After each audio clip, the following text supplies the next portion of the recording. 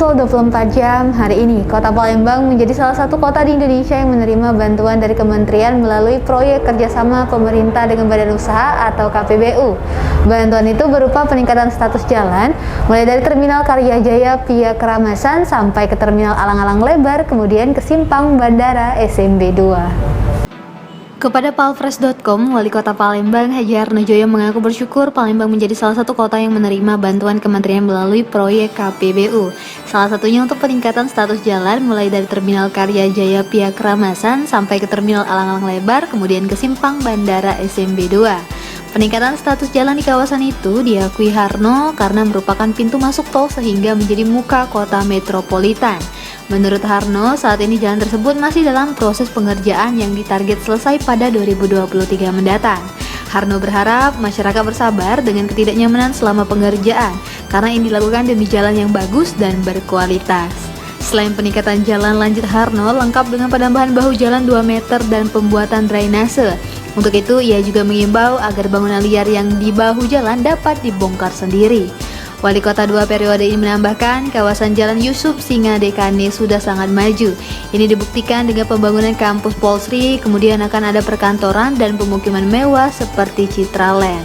Untuk itu dia membuka seluas-luasnya bagi investor untuk mengembangkan usaha di kawasan Keramasan.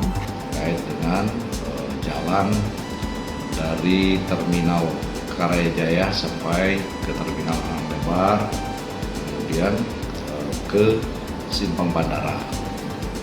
Ini kawasan itu merupakan pintu masuk etalase di Kota Palembang untuk antar provinsi. Kita berharap kepada masyarakat karena jalan itu nanti kan selain trase yang sudah ada sekarang, kemudian akan ditambah juga bahu jalan 2 meter, kemudian tambah juga untuk drainase kurang lebih 2 meter. Reporter dan juru kamera Dian Cahyani Fitri, palfres.com. Pemirsa, Kepala PTD Museum Negeri Sumatera Selatan Haji Chandra Amprayadi mengunjungi Museum Penghulu Muhammad Soleh Sekayu. Di sana Haji Chandra memberikan pelatihan kepada penggiat budaya dan pengelola museum. Kepala UPTD Museum Negeri Sumatera Selatan Bala Putra Dewa Haji Chandra Amprayadi memberikan materi pelatihan pendataan cagar budaya dan tenaga permusiuman di Museum Penghulu Muhammad Soleh Sekayu.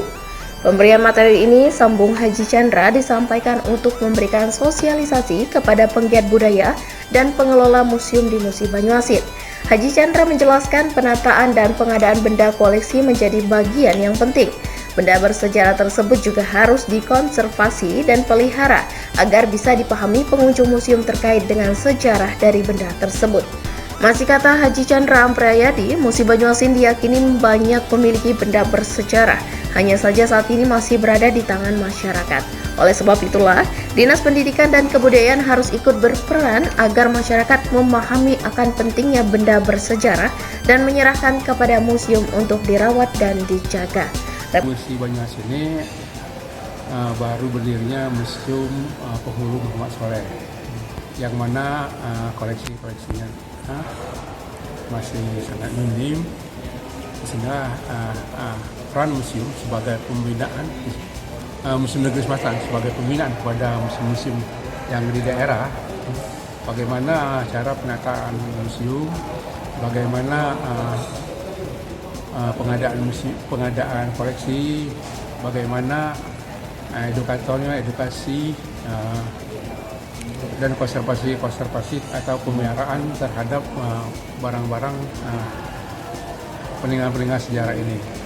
Koleksi atau barang-barang peninggalan sejarah ini masih banyak di masyarakat. Tinggal Dinas Kebudayaan atau Dinas Pendidikan dan Kebudayaan ini mengadakan pendekatan kepada masyarakat, bagaimana masyarakat itu menyadari pentingnya peninggalan sejarah itu, dan untuk dihibahkan di museum atau diberi uang imbalan jasa kepada masyarakat, sehingga koleksi-koleksi yang ada di masyarakat itu bisa dipamerkan di museum dan terkuatlah bagaimana sejarah-sejarah di Musi Banyuasin ini dan diketahui oleh masyarakat luas. Reporter dan juru kamera Firdaus, palpres.com. Mantan Kepala BP2KP Kabupaten Empat-Lawang ditahan Kejaksaan Negeri Empat-Lawang. Tersangka diduga terlibat dalam kasus korupsi Umbi Talas dengan nilai kontrak 1,8 miliar rupiah. Dugaan kasus korupsi Umbi Talas tahun 2015 di Kabupaten Empat-Lawang terus bergulir setelah sebelumnya diputuskan bersalah oleh Pengadilan Negeri Tipikor Palembang dengan terpidana Riza selama 9 tahun penjara. Kali ini penyidik Kejari melakukan pengembangan kasus. Terbaru mantan Kepala BP2KP Empat-Lawang berinisial FN dan PP3 Pengadaan Umbi Talas berinisial EM ditahan Kejari. Kepala Kejari Empat-Lawang Sigit Prabowo mengatakan, dua tersangka baru tersebut merupakan hasil dari pengembangan dari terpidana Riza. Kejari mengaku kembali mengenaikan kasus tersebut karena dari sidang Tipikor Palembang yang harus dibeli itu adalah bibit bukan umbi. Dari sini negara mengalami kerugian sebesar 1,8 miliar rupiah. Kami menindaklanjuti dari hasil penyidikan dan penuntutan serta putusan dari Pengadilan Negeri Tipikor di Palembang, yang mana dari hasil putusan Pengadilan Tipikor, saudara terpidana Reza, saudara Reza itu pada saat itu diputus oleh Pengadilan Negeri Tipikor selama 9 tahun, artinya 7 tahun pidana pokok ditambah subsidi uang pengganti atau mengganti uang pengganti itu dengan pidana kurungan selama 2 tahun sehingga total 9 tahun. Nah, atas putusan Pengadilan Tipikor tersebut, yang bersangkutan akhirnya mengajukan upaya hukum banding hingga kasasi, dan alhamdulillah putusan kasasinya menguatkan atas putusan Pengadilan Tipikor di Palembang, yakni 9 tahun. Sementara itu tersangka FM saat keluar dari ruangan Kejari langsung memakai rompi warna pink. Bahkan saat dimintai keterangan hanya terdiam sambil menutupi wajahnya dengan tangan kiri sambil memakai masker dan langsung digiring ke mobil. Begitu juga dengan tersangka EN juga keluar dari ruangan langsung memakai rompi warna pink. Bahkan saat digiring masuk ke dalam mobil, dirinya menolak difoto oleh wartawan serta melambaikan tangannya agar tidak difoto. Reporter dan juru kamera Anton, palpres.com. Berita terakhir Sumsel 24 jam hari ini. Kematian cinta warga Kelurahan Soak Baru Sekayu akhirnya terungkap. Korban dibunuh oleh pacarnya sendiri dengan dalih cemburu. Usai dihabisi, perhiasan dan handphone korban diambil pelaku. Jasad cinta yang ditemukan di lapangan terbang Sekayu Sabtu kemarin akhirnya terungkap.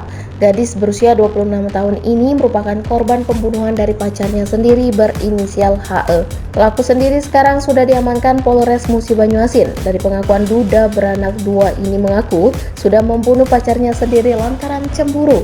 Saat itu gadis yang sudah dikenalnya melalui medsos selama 7 bulan lalu ini sedang asik menelpon seseorang dengan panggilan sayang. Selanjutnya korban yang sedang dibonceng pelaku ini diarahkan ke Labkar Sekayu. Kemudian pelaku menginterogasi korban namun tidak dijawab. Pelaku yang emosi membuka jok motor untuk mengambil pisau garpu. Tanpa pikir panjang, pelaku langsung menusuk korban dari samping lalu ke dada kemudian menggorok leher korban. Melihat korban sudah tidak bernyawa, pelaku yang tercatat warga desa Rantau Sialang ini mengambil perhiasan, uang dan handphone milik korban. Apa dia motif kau bunuh dia? Sakit hati, Bang. Kenapa? Dia nyeleweng. Nyeleweng? Oh, kau tuh pacaran? Iya, Bang. Lah berapa lama? Lebih kurang 6-7 bulan. 7 bulan. Kenal di mana? Kenal di Facebook awalnya. Oh, Facebook. Oh, dia tuh nyeleweng tuh ngapa selingkuh? Terlihat kau.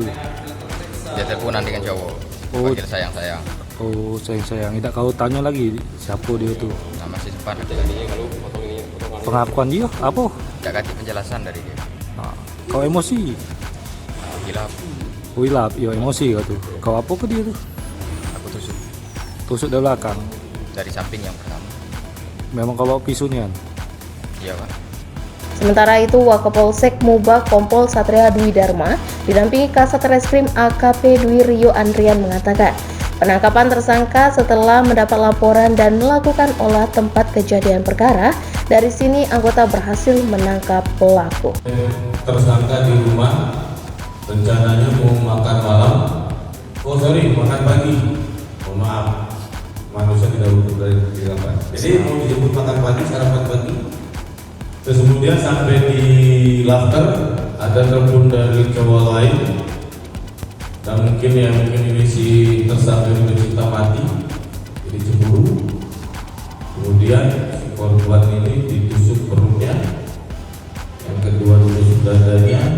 Dan untuk memastikan ini korban meninggal atau sudah meninggal, digorok oleh tersangka. Dan cukup sadis lah ini tersangka.